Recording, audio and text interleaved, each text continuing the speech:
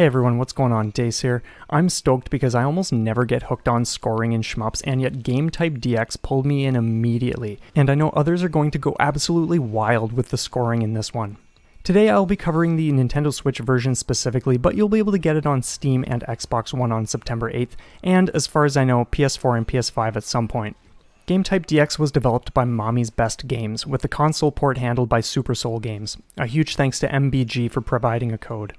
Anyway, let's take a brief look at how it plays, and be sure to stick around since I'll be sharing some scoring tricks near the end of this video.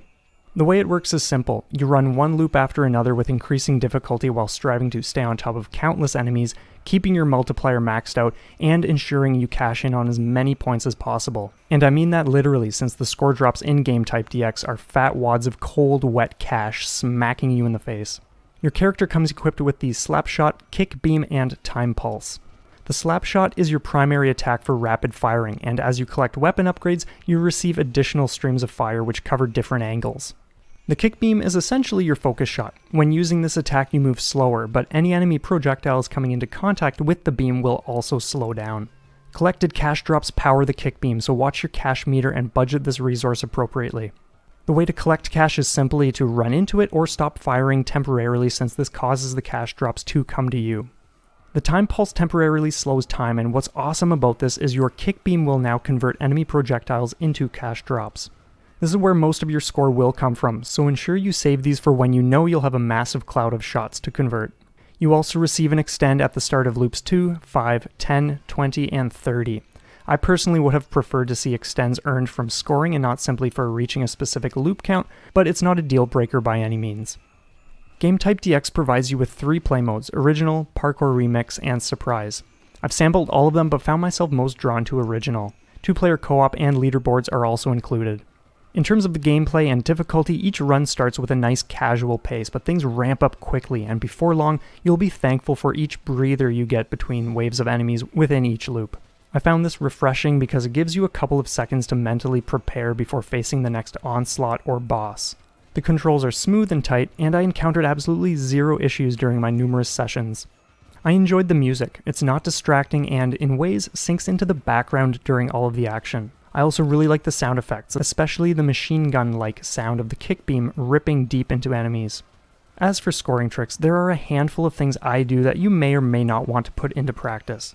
Firstly, I don't appreciate losing even a little bit of cash, so I don't hold down the primary attack button, because what can happen sometimes is things get crazy in the deeper loops, and you're not always focusing on where the cash is and whether or not you need to stop firing temporarily before some slips off the screen.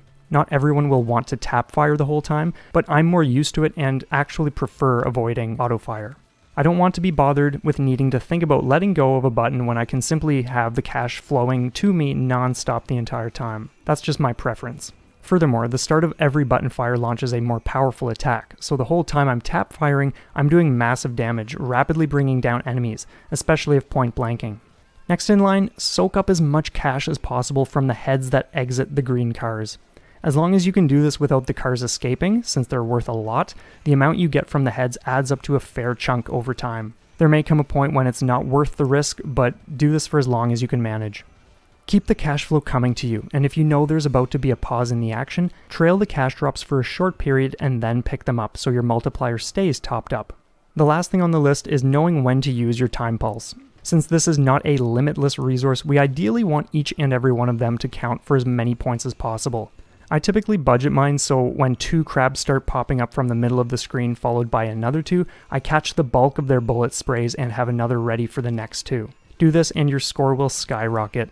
In general, play however you want and do whatever will be the most fun for you, but if you're looking to score big, consider putting some of these into action. I've seen some people score around 500 million by loop 23 or 24, but you can reach that and higher as early as loop 11 or 12 by scoring more efficiently and when the intensity is not yet out of control.